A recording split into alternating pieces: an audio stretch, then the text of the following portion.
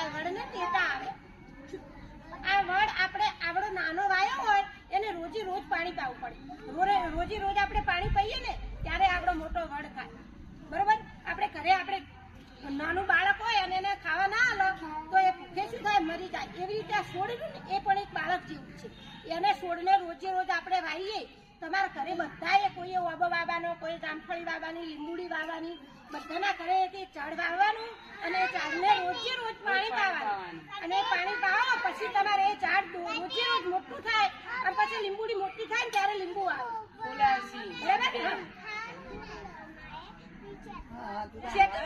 જો આ છોકરાને ઘરે શેતુડી શેતી શેતુર આવે, તમે શેતુર કહો છો ને, એવી રીતે લીંબુ આવે તો લીંબુનું શરબત બનાવી દીધા.